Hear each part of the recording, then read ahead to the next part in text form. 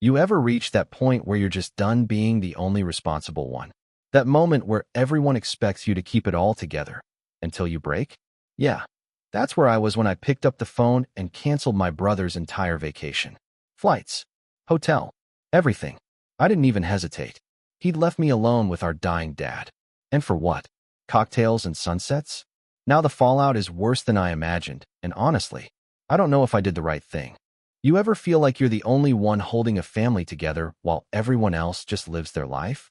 That was me for the past 6 months, juggling work, doctor appointments, and the slow, heartbreaking decline of my dad's health, while my older brother, Matt, was planning his dream vacation to the Bahamas like everything was normal.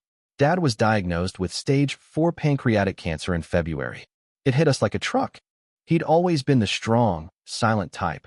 Ex-military, still went jogging every morning, barely ever got sick.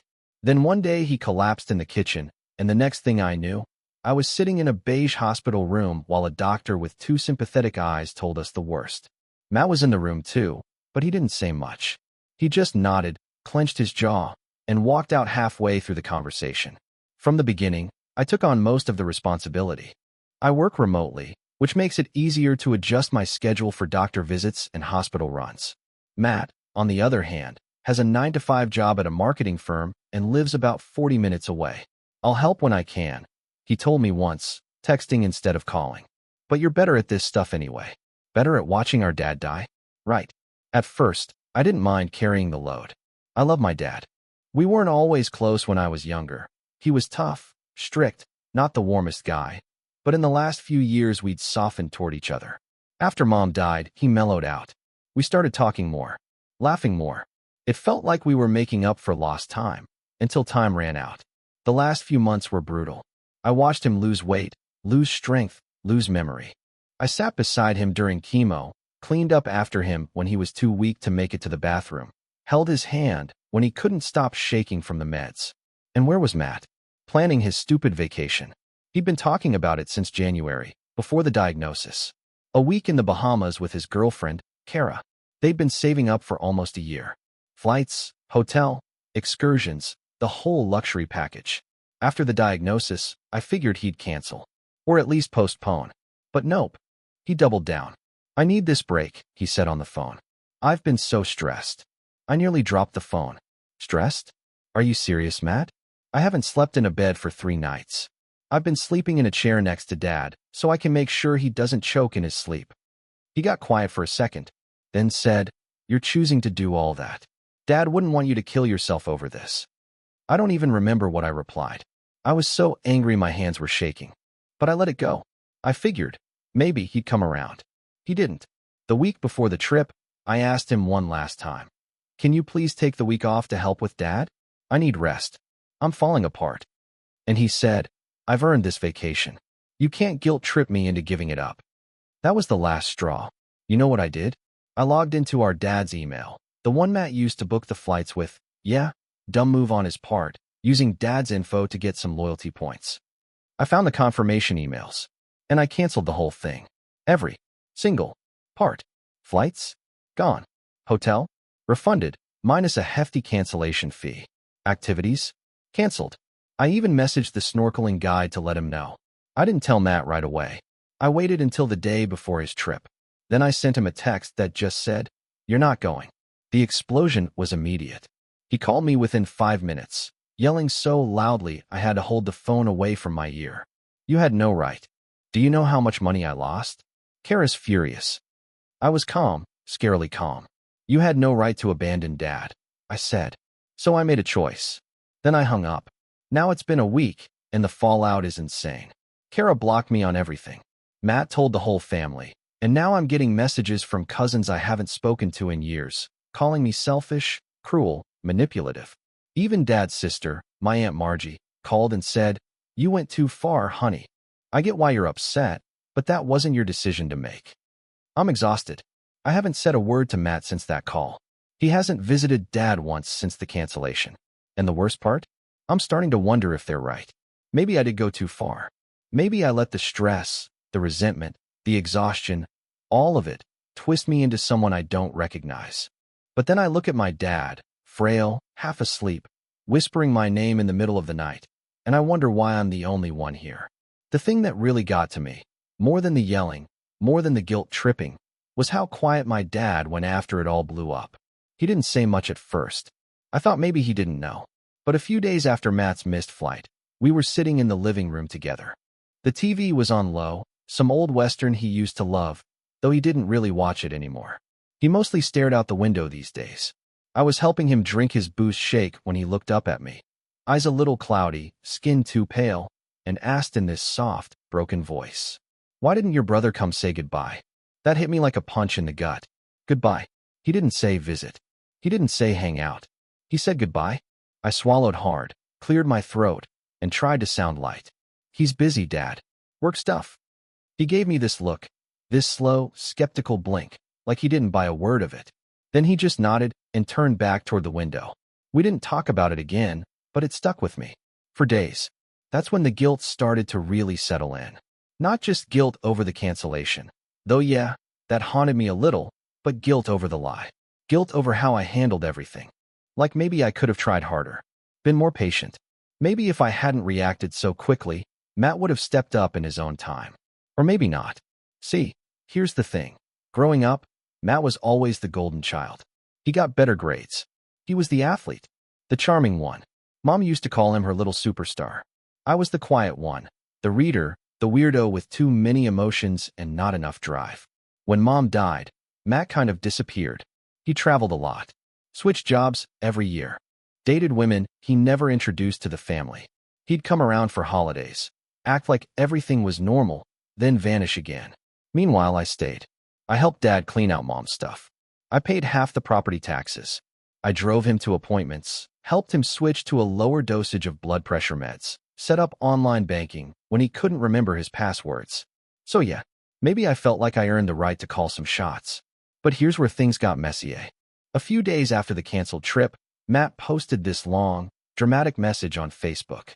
Something about family betrayal and losing money over spite, and when your own sibling turns against you. No names, but obviously about me.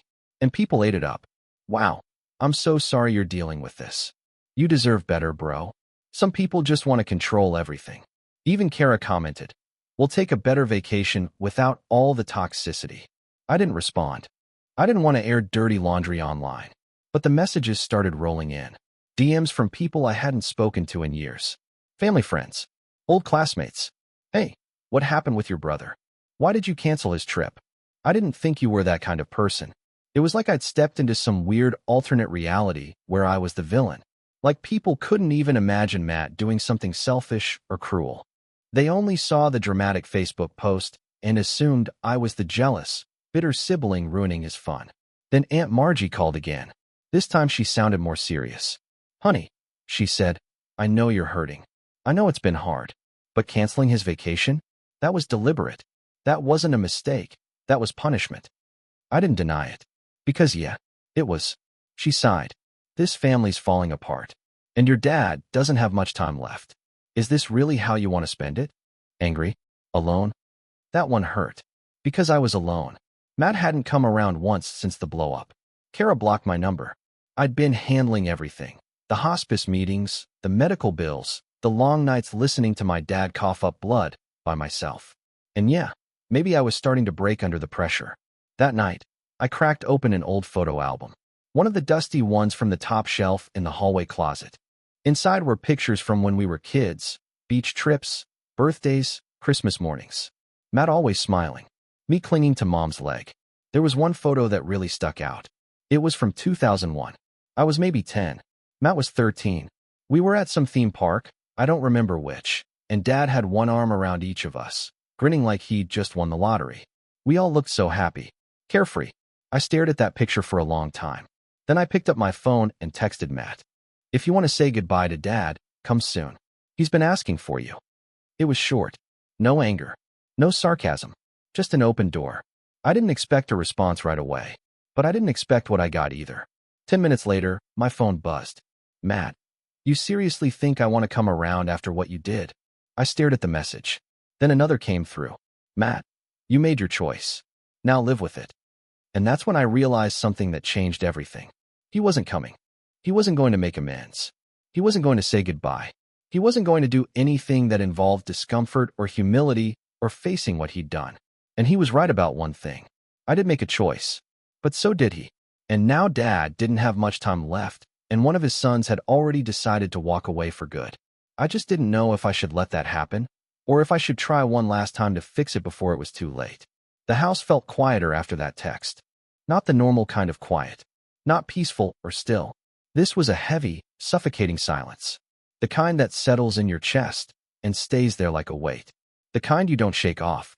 Dad had fallen asleep on the recliner in the living room, breathing shallow, his hands twitching slightly every few minutes.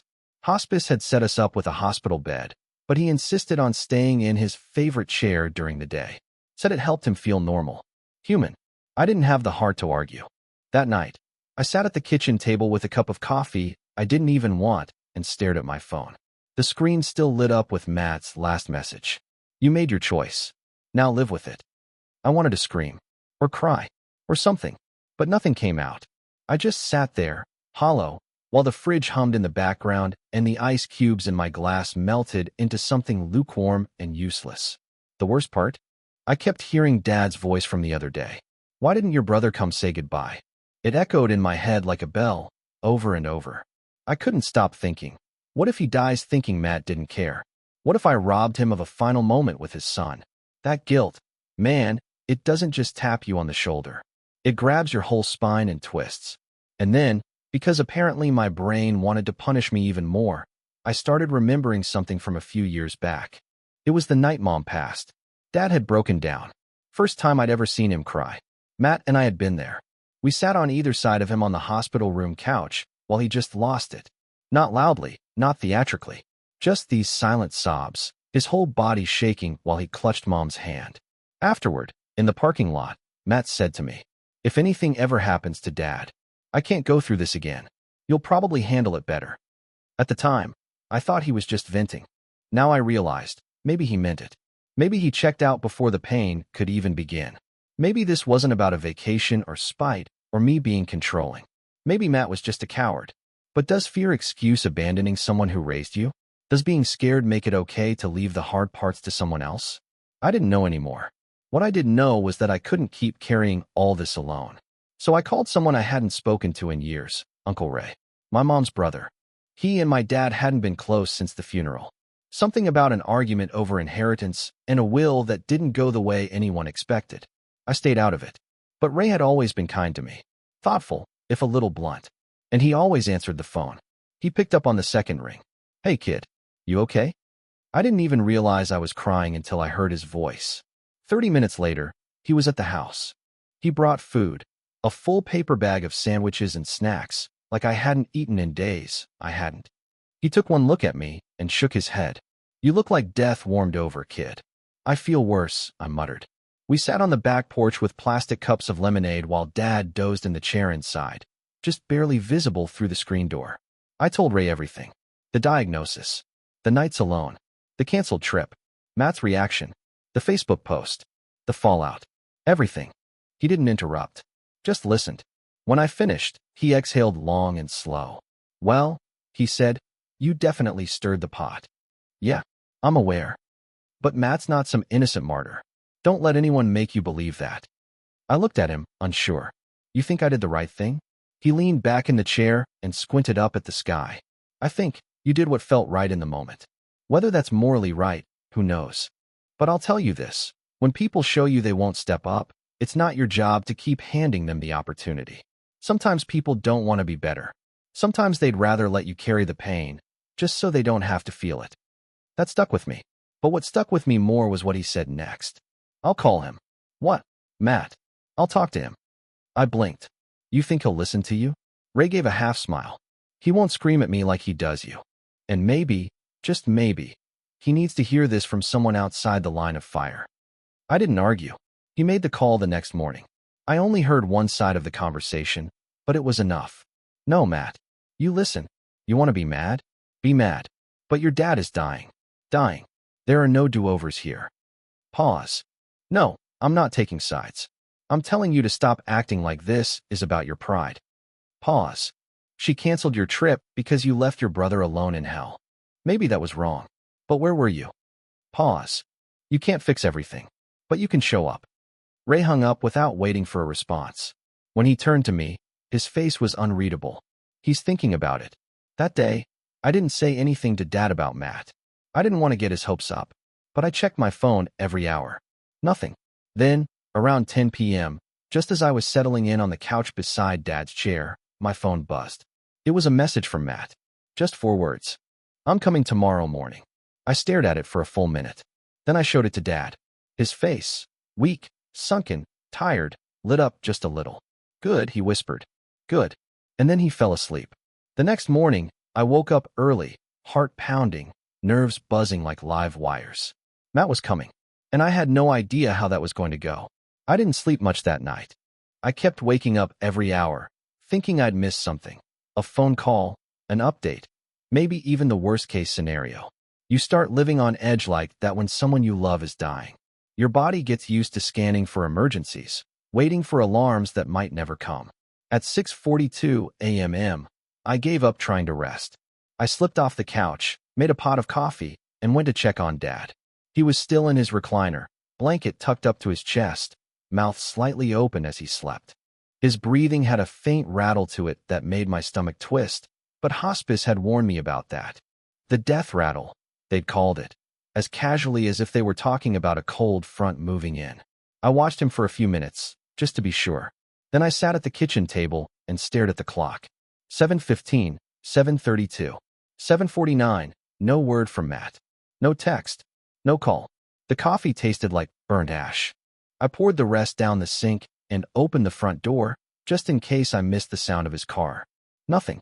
By 8:30, I was pacing the living room. My phone was in my hand the whole time, like it was glued there. I told myself I wasn't going to text first. If he was coming, he'd come. And then, finally, at 8:56, I saw a familiar car pull up the driveway. Black Civic. A little dusty. Same stupid dent in the front bumper from that time. He hit a traffic cone and refused to get it fixed. I froze. He sat in the car for a minute before getting out. Long enough to make me wonder if he was going to change his mind. Then the door opened, and there he was. Matt. My brother. He looked older, more tired than the last time I saw him. Or maybe I was just seeing him differently now. His hair was longer. He had dark circles under his eyes. He wasn't wearing his usual polished office outfit, just jeans and a hoodie. He walked slowly up the porch steps, hands in his pockets, shoulders tight. I opened the door and stepped outside. Neither of us said anything for a moment. Then he let out a breath. I didn't come to fight. Okay, I said quietly. I'm still mad, he added, avoiding my eyes. So am I. Another pause. I talked to Ray, he said, finally looking at me. He gave me a lot to think about. I nodded. Good. Matt ran a hand through his hair. Look, I know I haven't been around. I know I left you with everything. I didn't know how to deal with this. No one does, I said. But you don't get to just run away from it. I know. He looked down at the porch floorboards, then back at me. Can I see him? I stepped aside and let him in. The house felt still as he walked through it, like even the walls were holding their breath. Dad was still asleep in the recliner, his head turned slightly toward the window. His face looked even thinner than yesterday. It scared me how fast he seemed to be slipping. Matt walked over and stood in front of him. He didn't say anything at first, just stared. Then, softly, he said, Hey, Dad. Dad stirred. His eyes fluttered open, slow and hazy. It took him a few seconds to focus. When he did, his lips curved into a faint smile. Matt. Yeah, Matt said, kneeling beside the chair. His voice cracked. Yeah, I'm here. Dad reached out a trembling hand, and Matt took it. I stood a few feet away, watching them, feeling something tight loosen in my chest. Dad didn't say much. He was too weak. But the way he looked at Matt, with this mixture of relief and peace, made me realize something. This was never about me. It wasn't about revenge or justice or being the better sibling. It was about Dad, about what he needed, about making sure he felt loved and surrounded, even in the end. Matt stayed most of the day. He helped me feed Dad, changed out the oxygen tank with me when the nurse showed him how. He even went out and bought groceries, real groceries, not just frozen dinners and Boost shakes. We didn't talk about the canceled vacation. We didn't talk about the Facebook post. It was like an unspoken truce. For now. That night, after Dad was asleep again, Matt and I sat outside on the porch with 2 beers, his idea. I didn't really feel like drinking, but I went along with it. I don't think I would have come if Ray hadn't called, Matt admitted. I figured, I said. He looked at me sideways. You really think I'm that selfish? I think you didn't want to face this. He nodded, slowly. Fair. Then he glanced at me again. But you canceling that trip? That was messed up. I didn't flinch. Maybe. Silence. Then he took a sip and muttered. Kara broke up with me, by the way. I looked at him, surprised. What? Why? She said I wasn't the guy she thought I was. That when things got hard, I ran. I didn't know what to say to that. It didn't feel like something he would have told me a week ago. Do you regret not coming sooner? I asked. Matt didn't answer right away. But when he did, it was quiet. Barely above a whisper. Yeah, I do. The next morning, Dad was worse. His breathing was labored. He wasn't waking up fully anymore, just murmuring now and then, mostly nonsense. The hospice nurse told us it could be hours. A day, maybe. Matt stayed again. And for the first time in months, I wasn't alone. We sat on either side of Dad's chair, just like that night with Mom, holding his hands, listening to the clock tick, waiting for the inevitable. And even though things between us were still messy, still painful, in that moment, we were just 2 sons saying goodbye. Together. But then, as the sun started to set, Matt got a call that changed everything. He stepped outside to answer it. When he came back in, his face was pale. I have to go, he said. What? Now? It's work. There's a crisis. If I don't go, I'm done. Matt? I said, standing up, heart pounding. He could go any minute now. I know, he said, backing toward the door. But I don't have a choice. And just like that, he left. Again. When the door closed behind him, the silence hit harder than it had in days. It was like the house felt his absence, like the air shifted, heavier, colder. I just stood there in the middle of the living room, staring at the space where Matt had been 5 seconds ago. Like if I stayed still long enough, maybe he'd come back. Maybe this was just a bad dream. But no, he left. Again. And this time, it was worse than before, because for a brief moment, I thought we were okay. That maybe we'd both grown. That maybe Matt had found his spine and stepped up. But nope. All it took was one phone call, and he was out the door. I turned to look at Dad. Still asleep. Still fading. He hadn't moved in hours. I sank into the chair beside him and tried to steady my breathing, but my chest was tight. I didn't cry. Not yet. The tears were there, sure, burning behind my eyes, but I was too angry, too drained. There was no space left for sadness. Just disbelief. Just why? He knew what this meant. The nurse said it could be hours. We were down to the wire. This wasn't a maybe or a false alarm. This was the end. And Matt, my brother, left because of work. A crisis, he said. What crisis could possibly matter more than saying goodbye to your father? I texted him. Just one word. Seriously? He didn't reply. I left my phone on the coffee table and sat beside Dad, holding his hand, trying not to think about how many times I'd done this alone now. How many nights I'd stayed up, watching his chest rise and fall, wondering if it'd be the last. The nurse came by later that evening. Her name was Carla, sweet woman in her 50s, calm and kind in that way people who work in hospice have to be. She checked Dad's vitals, gave him a small dose of morphine, and then sat beside me. It's close, she said gently. I nodded. She gave me a soft smile. You're doing everything right. I wanted to believe her.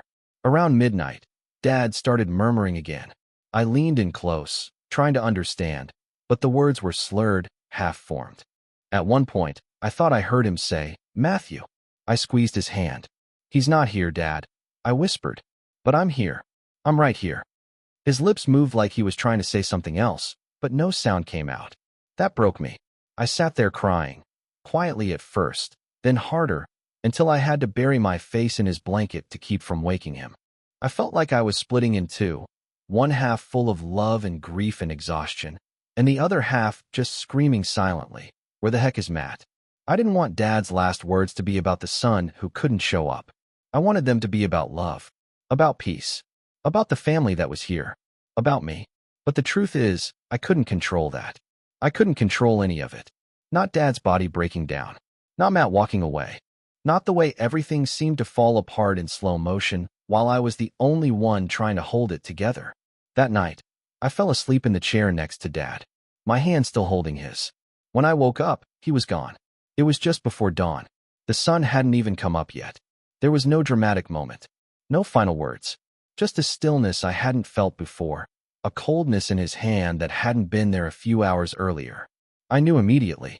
I sat there for a long time, just holding on. Eventually, I called hospice. Then the funeral home. Then a few relatives. I didn't call Matt. I couldn't. Not yet. He finally texted me around 9 a.m. Everything okay? How's Dad? It took me a full 5 minutes to even process that. Everything okay?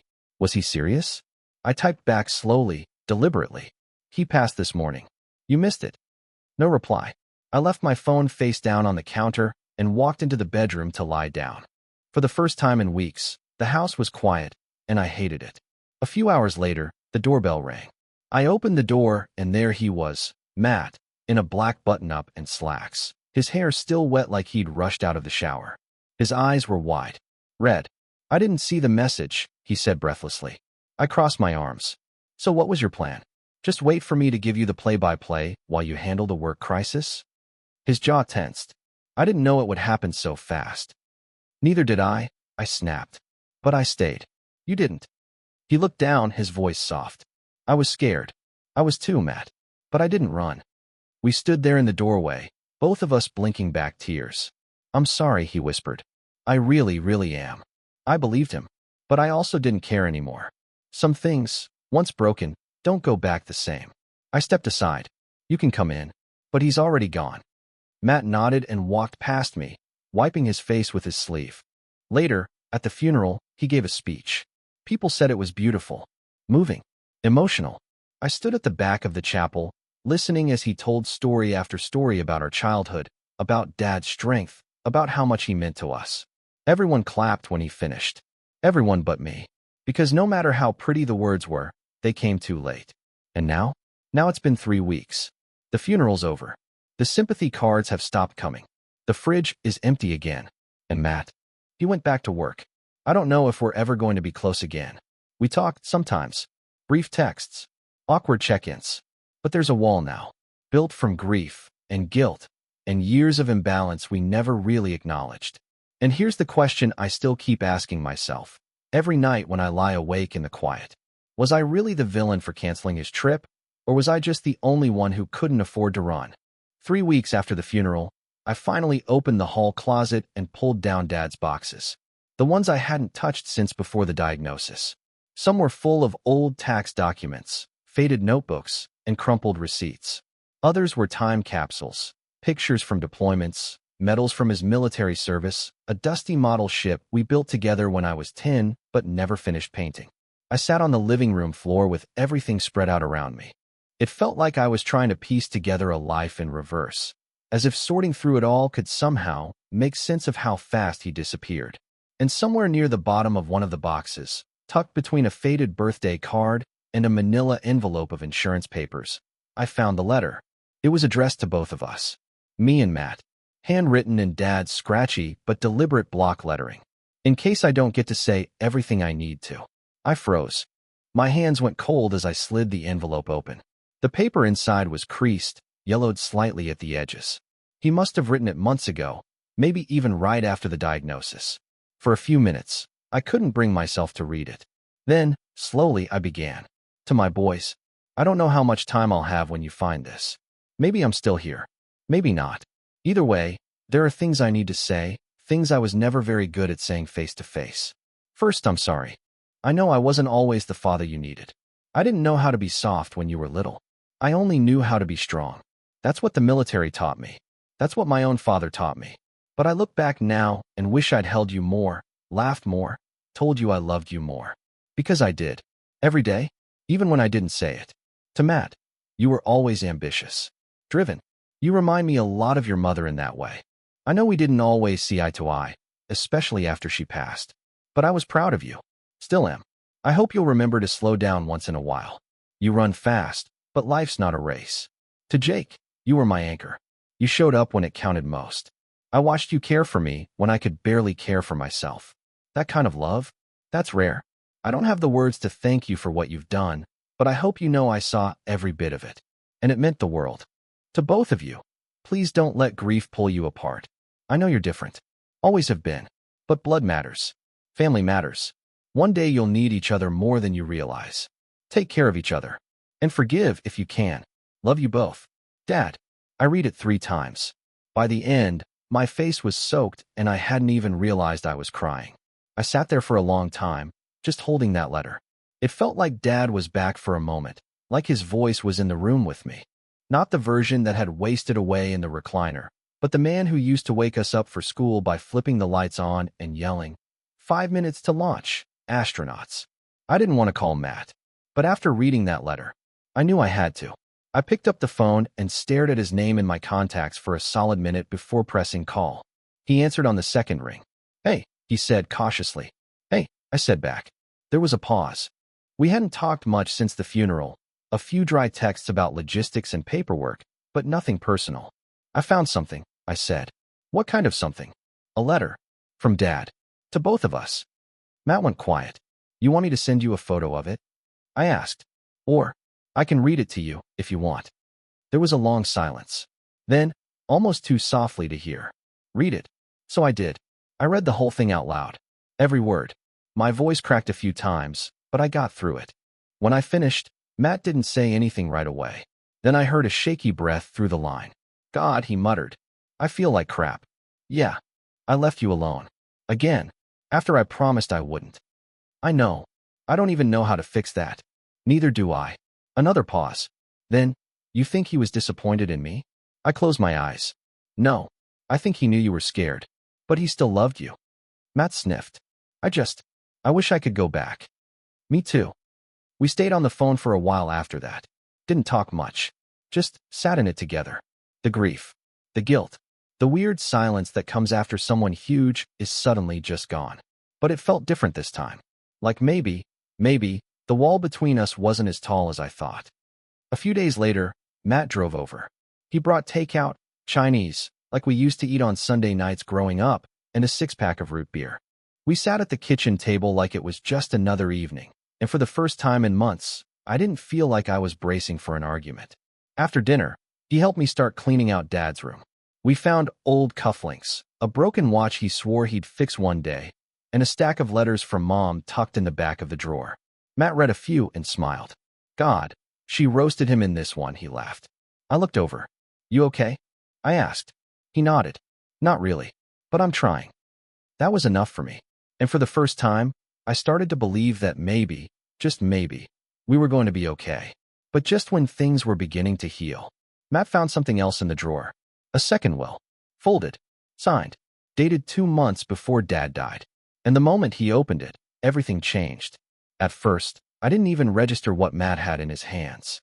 He held the document like it was radioactive, stiff arms, unreadable face, staring down at the paper as if it had just started burning through the skin of his palms.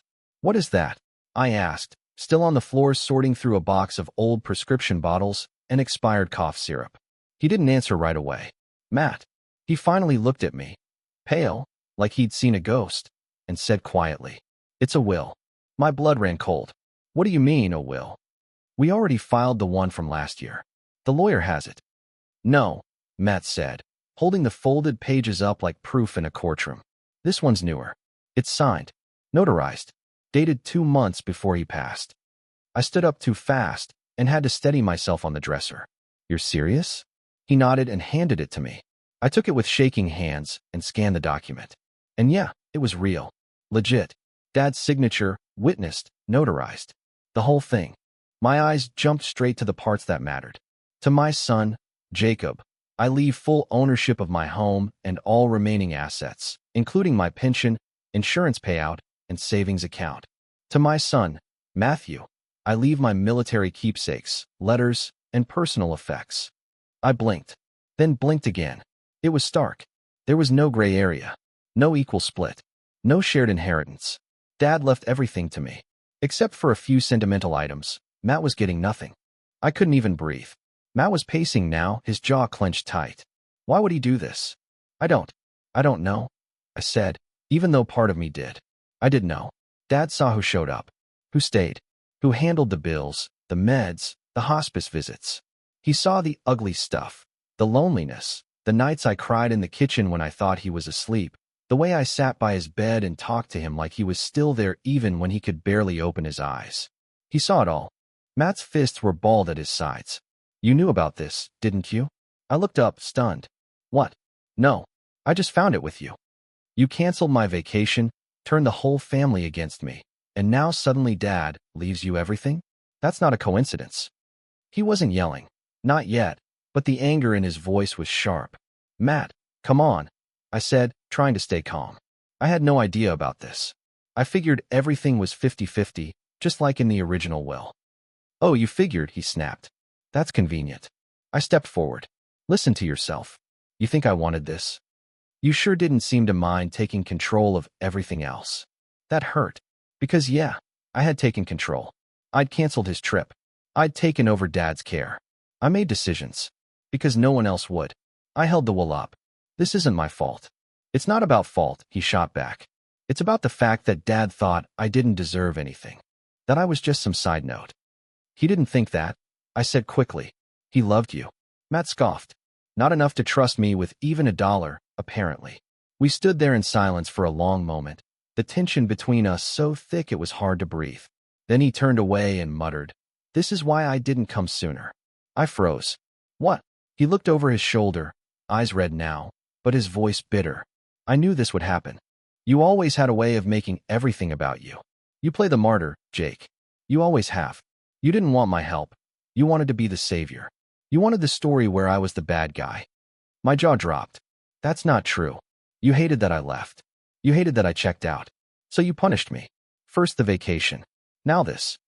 I couldn't even respond. It felt like the floor had been yanked out from under me. I spent years trying to live up to Dad's expectations. Matt continued, voice cracking. But you come in for a few months, and suddenly you're the saint, and I'm the disappointment. I didn't write the will, Matt. But you sure benefited from it. That one landed. Hard. He shoved past me and grabbed his coat. I need air. Matt. But he was already out the door. I just stood there, the will still in my hands, my heart pounding like a drum. He didn't come back that night. He didn't text. Didn't call. Didn't answer when I reached out the next morning. I didn't know what to do. I couldn't undo the will. Legally, it was clear. It wasn't fair, not in the traditional sense, but it was final. Dad had made a choice. But the part that haunted me wasn't the money. It was what Matt said before he left. You didn't want my help. You wanted to be the savior. Was that true? Had I pushed him away because I needed to be the only one who cared? Had I wanted him to fail so I could hold it over him? The thoughts spiraled all day. I sat in Dad's recliner, staring out the window, wondering how everything could feel so broken when I did everything right. I stayed. I cared. I sacrificed. And yet, here I was, alone again. Late that night, Matt finally texted. We need to talk. I stared at the screen, not sure if I wanted to respond. But I did. Yeah, we do. He came over the next morning, and what he said as soon as I opened the door knocked the air out of me. I'm contesting the will. I didn't say anything at first. I just stood there, holding the door open, completely stunned. Matt's words rang in my head like a fire alarm I couldn't turn off.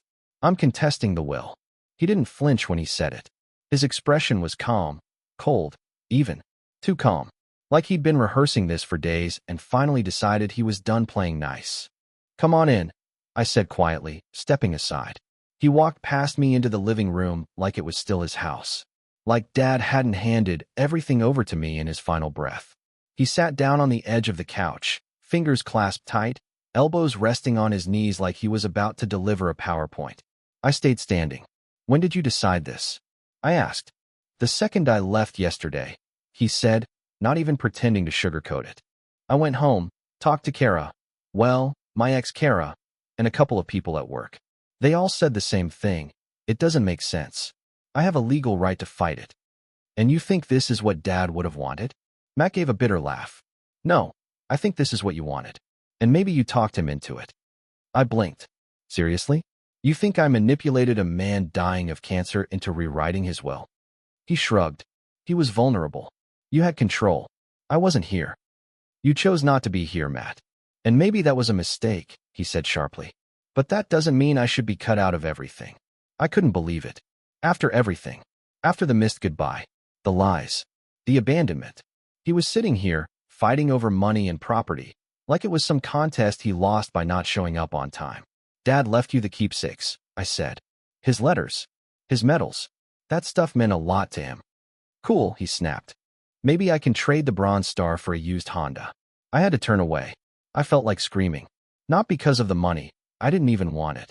I would have split everything right down the middle if Dad hadn't made it clear what he wanted. What he saw? But Matt couldn't, or wouldn't, see that. You think this is about money, I said quietly, still facing the window. But it's not. Not really. No, he said, sarcasm laced thick. Then why not just split it with me now and end this? Because that's not what he chose. Matt stood up, his voice rising. You're hiding behind that like it's some sacred document when it's just a piece of paper that gave you power. I turned to face him. No, it's a piece of paper that reflects reality. I was here, Matt. I was here for every hard night, every doctor visit, every moment of watching him fade away. You don't get to pretend you were part of that now just because you feel guilty. He looked like I'd slapped him. But I wasn't done. I didn't want to be Dad's caregiver. I didn't want to cancel your vacation or fight with the family or sleep on a couch for 3 months straight. But I did it. Because someone had to. And you chose yourself. Again and again. And now you want to act like the victim because Dad saw the truth. He didn't respond.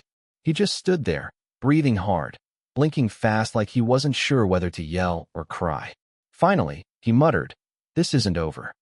Maybe not, I said, voice quieter now. But whatever happens next, legally, emotionally, just know this. You weren't cut out of Dad's will because I manipulated him. You were cut out because you weren't there. And no lawyer in the world can rewrite that. He didn't say another word, just turned and walked out. The next few weeks were brutal. I got a notice from his lawyer, a formal letter contesting the will on grounds of undue influence and emotional duress. Apparently, Matt was trying to argue that Dad had rewritten everything while under the psychological pressure of end-of-life care, namely from me. I felt sick when I read it. This wasn't just about money anymore. This was about who I was, about my character, about whether or not I'd manipulated our dying father into leaving everything behind. And I started to wonder, would people believe him? Matt was charming, smart. He could spin a story. He already had half the extended family convinced I was the bad guy after the vacation debacle. If this went to court, would the judge see me as the grieving son who stepped up, or the opportunist who saw a chance to win something at the end? My lawyer said we had a strong case. The will was properly notarized, dated, and witnessed. Dad's doctor had even signed off on his mental competency around that time. Legally, I was in the clear. But emotionally, I was breaking. I couldn't sleep. I couldn't eat.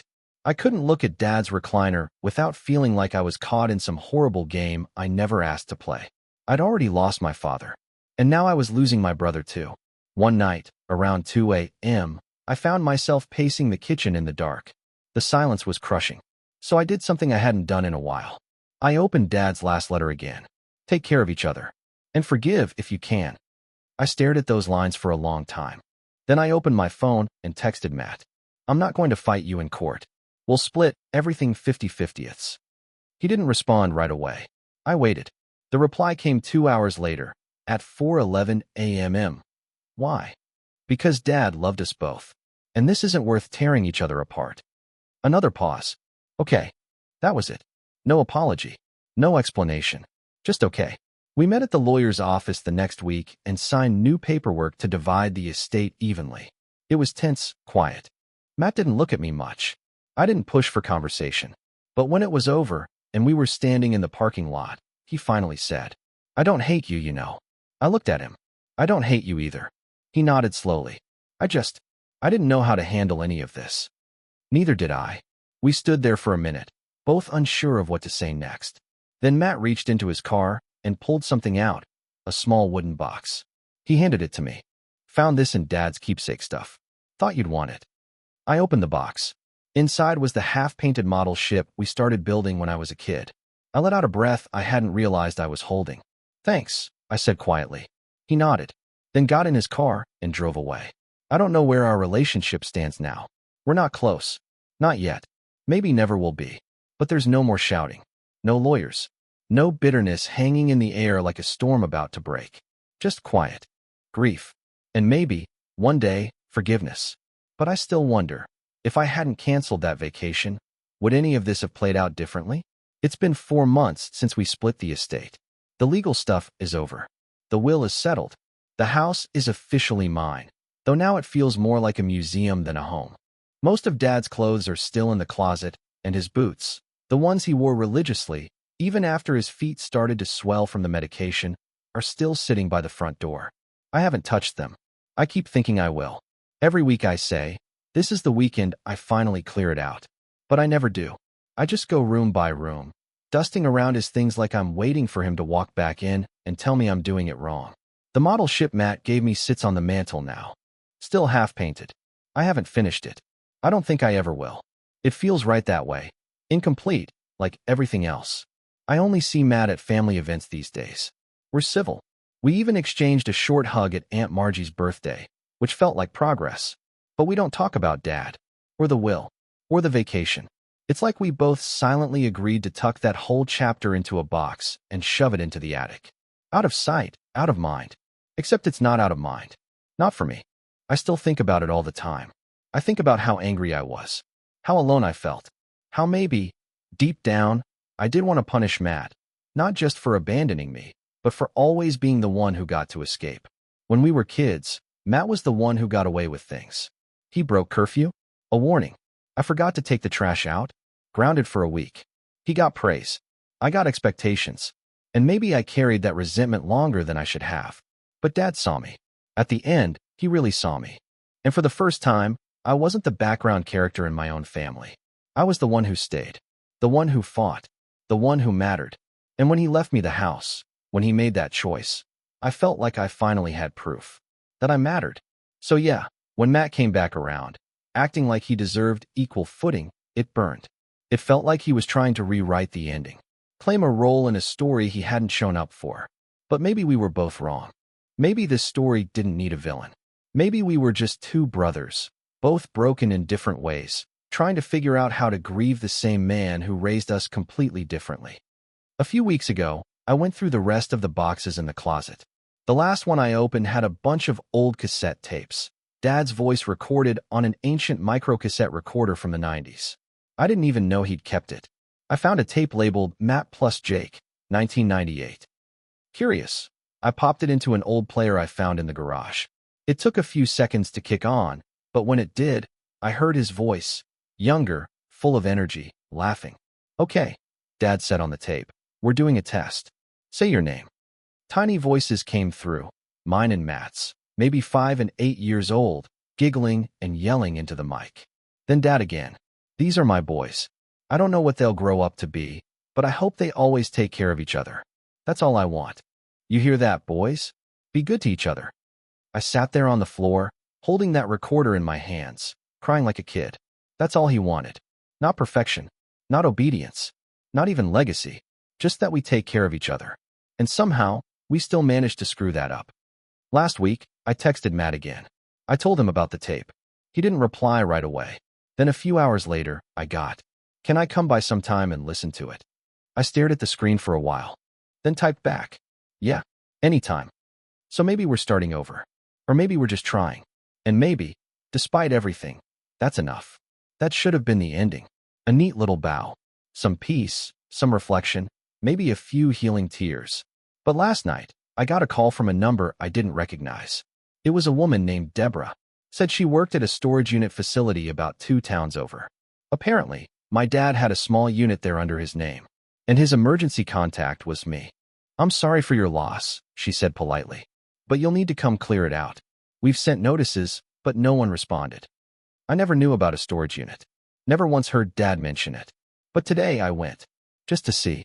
And what I found, it's about to change everything I thought I knew about my father. The storage unit was small, barely big enough to fit a king-sized bed and a few boxes, tucked into the far end of a dusty row of units just off Route 37. The air smelled faintly of rubber and old paper. The manager, Deborah, was kind enough to waive the late fee after seeing my ID and the death certificate. I think she felt bad. Said, "People find the strangest things when they come back to these," and gave me a knowing look before walking me out to unit number 306. I stood in front of the roll-up door for a good minute before unlocking it. I don't know what I was expecting. Maybe some old tools, more military stuff, or just junk he couldn't part with. But as the door creaked open and the sunlight hit the contents inside, I felt my stomach drop. There were photos, boxes and boxes of them. Loose prints, old albums, negatives, even film reels. Dozens of cardboard boxes labeled by year, some going back as far as the late 1970s. I didn't recognize half the people in the top layer. Young men in uniforms, women in dresses from another era, and kids, lots of kids. For a few minutes, I just stood there, overwhelmed. The sheer volume was staggering. There had to be thousands of photos, all meticulously sorted. But that wasn't what threw me. What threw me was the box labeled 1985 Matt. I pulled it down carefully and opened it. Inside were dozens of photos of a little boy, maybe 5 or 6, with dark hair and bright eyes. Not Matt. Not my Matt. This kid was too young to be our Matt in 1985. And there, beneath the photos, were papers. Adoption papers. Matt's name. Our dad's name. But the mother? Not our mom. Someone named Lena Baird. I felt the breath leave my lungs. I checked the date on the form. 1986, the year Matt turned 7. A full year before Dad even met my mom. I staggered back and sat on the dusty concrete floor of the unit. Matt was adopted, and he didn't know. I was sure of it. Dad never told him. Mom never told him. No one ever said a word. Not once in our entire lives had this even been hinted at. And here I was, holding the truth in my hands like a live wire. I didn't know what to do. I didn't even know who I was mad at. Dad, for hiding this. Mom, for playing along. Myself, for not figuring it out sooner. I sat there in silence for almost an hour, digging deeper into the box. There were letters, dozens of them. Some written from Lena, some to her, all in neat cursive, folded carefully into envelopes tied with string. One was open and read. Thank you for giving Matt a chance. I know I can't give him the life he deserves. I'll never forget this. Please take care of him. Please tell him about me someday. But Dad never did. He kept this whole chapter of Matt's life locked in a storage unit, like it was some side story no one was ever supposed to find. I closed the box and sat in the silence, my mind racing. Suddenly, so much made sense. Matt always felt like he had something to prove. Always acted like he didn't quite belong. Maybe he felt the difference, even if he didn't know why. And maybe Dad, maybe he never got over the guilt of not telling him.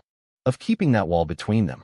Of letting Matt think he had disappointed him, when the truth was probably so much more complicated. I drove home with the box in the back seat, my knuckles white on the steering wheel. I didn't call Matt that night. I couldn't. I barely slept. Every time I closed my eyes, I saw that little boy's face. The one in the photos. Happy. Smiling. Unaware of the way the truth would eventually crack through the floor beneath him. The next morning, I texted him. Come over. I found something. He didn't ask questions. He showed up less than an hour later. We sat in the living room, just like before, and I slid the box toward him without saying anything. Matt frowned. What's this? I didn't answer. He opened the lid, pulled out the papers, the photos. At first, he just blinked, confused. Then his brows furrowed. Then the blood drained from his face. He looked up at me like he was waiting for a punchline. What is this? I took a breath. Matt, you're adopted. His mouth opened, closed. No sound came out. He pulled out the letter from Lena and stared at it, his hand visibly shaking. I stayed quiet. I didn't want to add noise to something that already felt like it was shattering him in real time. After a long stretch of silence, he said, he never told me. I don't think Mom knew either, I said. Not at first. But she must have figured it out eventually. He flipped through the photos like he was trying to find some kind of proof that this wasn't real, that it was a mistake. Then he stopped on one photo. It was Dad, much younger, holding little Matt on his shoulders at what looked like a county fair. Both of them laughing. I saw Matt's shoulders tremble. Then he whispered, was I not enough? That broke me. I got up and sat next to him. Matt, I said, you were everything. You are everything. He didn't tell you because he probably didn't know how. Because he thought it would make you feel exactly like this. He nodded, slowly. A tear slipped down his cheek. I always felt different. Like, I was playing catch-up and didn't know why. I put a hand on his shoulder. You weren't different. You were just loved in a way he didn't know how to talk about. We sat there like that for a while. No yelling. No fighting. Just two brothers. unraveling the pieces of a story we never had the full version of. It's been a month since Matt found out the truth. He's taking it slow. He found Lena's name online. She passed away in 2014. No siblings. No real records. But he did find a cousin in Texas who remembers him. They've started emailing. We're closer now. Not perfect. Not like we're suddenly best friends or anything. But there's something new between us. Not just forgiveness, but understanding. And now when we talk about Dad, we don't just remember the pain or the fights or the regrets. We remember the love. The messed up, complicated, hard-to-understand love of a man who did the best he could and left behind two sons still trying to make sense of it all. Matt came over last weekend. We painted the rest of the model ship. Together. It's not perfect, but it's ours. Just like the story. And yeah, I still wonder if I was the jerk for canceling that trip. But now, I think I was just a brother trying to hold on to our dad, to my family, to anything that still felt real.